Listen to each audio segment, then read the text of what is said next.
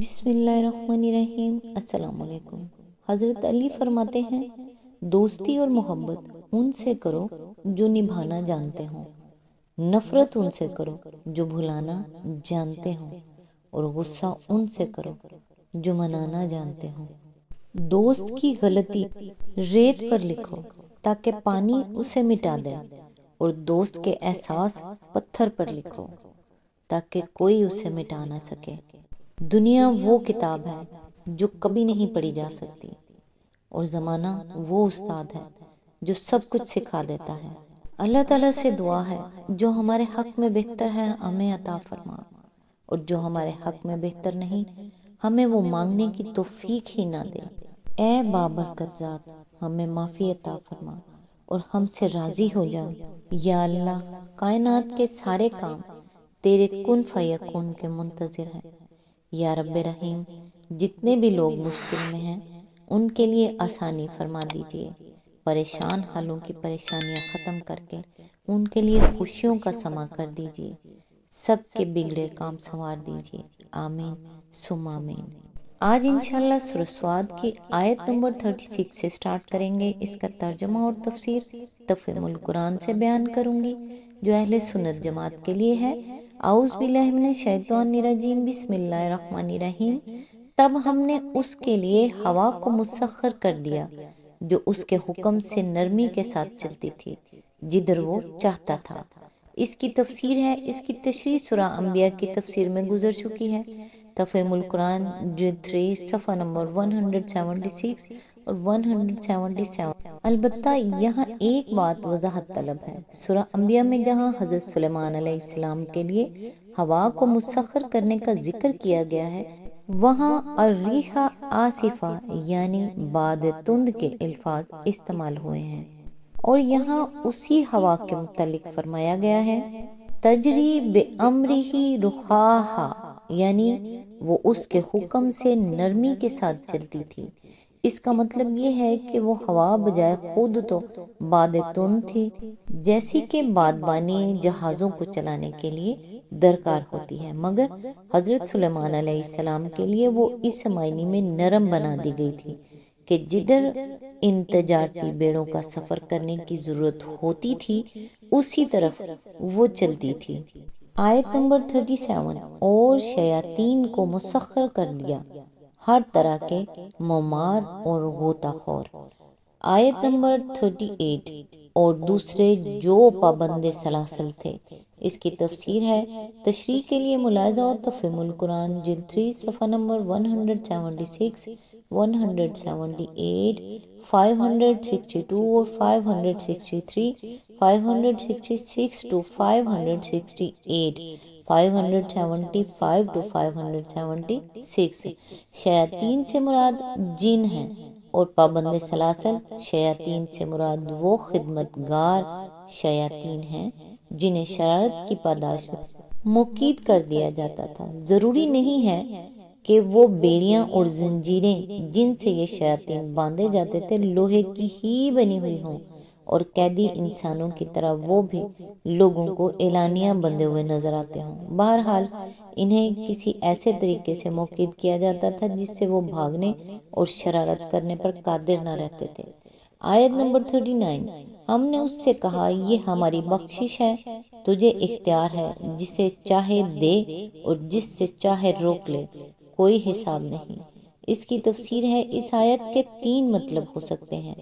ایک یہ کہ یہ ہماری بے حساب بخشش ہے، تمہیں اختیار ہے کہ جسے چاہو دو اور جسے چاہو نہ دو۔ دوسرے یہ کہ یہ ہماری بخشش ہے، جسے چاہو دو نہ دو، دینے یا نہ دینے پر تم سے کوئی محاسبہ نہ ہوگا۔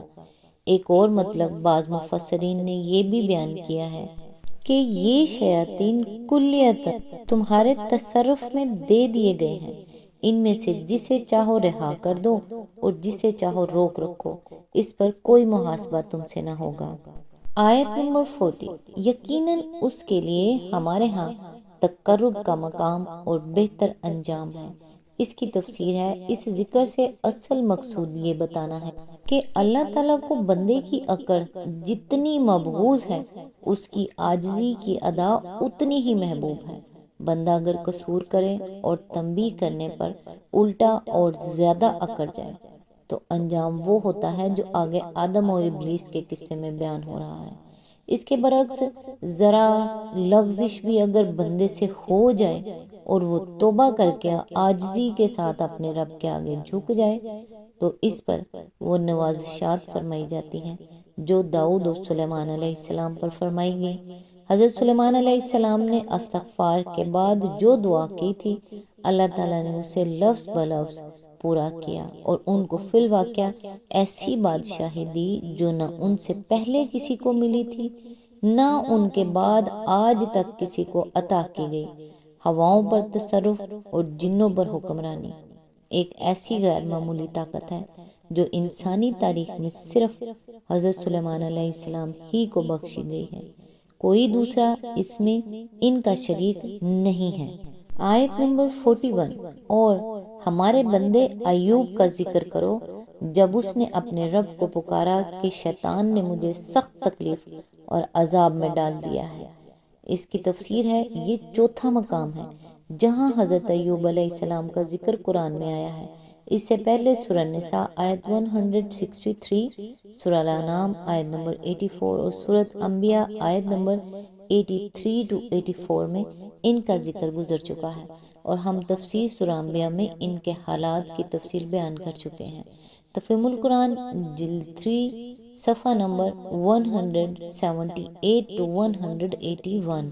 اسی آیت کے ضمن میں یہ بھی بتایا گیا ہے کہ اس کا یہ مطلب نہیں ہے کہ شیطان نے مجھے بیماری میں مبتلا کر دیا ہے اور میرے اوپر مصائب نازل کر دیے ہیں، بلکہ اس کا صحیح مطلب یہ ہے کہ بیماری کی شدت، مال و دولت کے ضیاع اور عائزہ و کربہ کے منہ موڑ لینے سے میں جس تکلیف اور عذاب میں مبتلا ہوں، اس سے بڑھ کر تکلیف اور عذاب میرے لیے یہ ہے کہ شیطان اپنے وسوسوں سے مجھے تنگ کر رہا ہے۔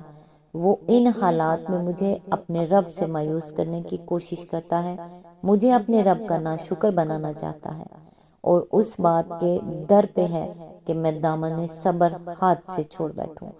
حضرت ایوب علیہ السلام کی فریاد کا یہ مطلب ہمارے نزدیک دو وجہ سے قابل ترجیح ہے۔ ایک یہ کہ قرآن مجید کی روح سے اللہ تعالیٰ نے شیطان کو صرف وسوسہ اندازی ہی کی طاقت عطا فرمائی ہے، یہ اختیارات اس کو نہیں دیے ہیں کہ اللہ کی بندگی کرنے والوں کو بیمار ڈال دے اور انہیں جسمانی اذیتیں دے کر بندگی کی راہ سے ہٹنے پر مجبور کرے۔ دوسرے یہ کہ سورہ انبیاء میں جہاں حضرت ایوب علیہ السلام اپنی بیماری کی شکایت اللہ تعالیٰ کے حضور پیش کرتے ہیں، وہاں شیطان کا کوئی ذکر نہیں کرتے بلکہ صرف یہ عرض کرتے ہیں کہ انی مسنی الضر وانت ارحم الراحمین، یعنی مجھے بیماری لگ گئی ہے اور تو ارحم الراحمین ہے۔ آیت نمبر 42 ہم نے اسے حکم دیا اپنا پاؤں زمین پر مار، یہ ہے ٹھنڈا پانی نہانے کے لیے اور پینے کے لیے۔ اس کی تفسیر ہے یعنی اللہ تعالیٰ کے حکم سے زمین پر پاؤں مارتے ہی ایک چشمہ نکل آیا جس کا پانی پینا اور اس میں غسل کرنا حضرت ایوب علیہ السلام کے مرض کا علاج تھا۔ اغلب یہ کہ حضرت ایوب علیہ السلام کسی سخت جلدی مرض میں مبتلا تھے۔ بائبل میں بیان بھی یہی ہے کہ سر سے پاؤں تک ان کا سارا جسم پھوڑوں سے بھر گیا تھا۔ آیت نمبر 43 ہم نے اسے اس کے اہل و عیال واپس دیے اور ان کے ساتھ اتنے ہی اور اپنی طرف سے رحمت کے طور پر اور عقل و فکر رکھنے والوں کے لیے درس کے طور پر۔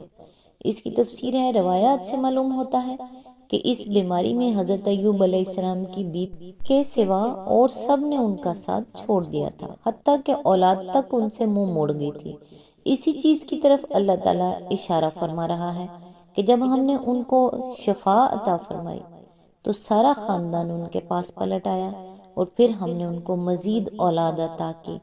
یعنی اس میں ایک صاحب عقل آدمی کے لیے یہ سبق ہے کہ انسان کو نہ اچھے حالات میں خدا کو بھول کر سرکش بننا چاہیے اور نہ برے حالات میں اس سے مایوس ہونا چاہیے۔ تقدیر کی بھلائی اور برائی سراسر وحد اللہ شریک کے اختیار میں ہے، وہ چاہے تو آدمی کے بہترین حالات کو بدترین حالات میں تبدیل کر دے، اور چاہے تو برے سے برے حالات سے اس کو بخیریت گزار کر بہترین حالات پر پہنچا دے۔ اس لیے بندہ عاقل کو ہر حالت میں اسی پر توکل کرنا چاہیے اور اسی سے آس لگانی چاہیے۔ آج تک کے لیے بس اتنا ہی۔ نیکسٹ انشاءاللہ آیت نمبر 44 سے سٹارٹ کریں گے۔ تب تک کے لیے دعاؤں میں یاد رکھیے گا۔ اللہ حافظ۔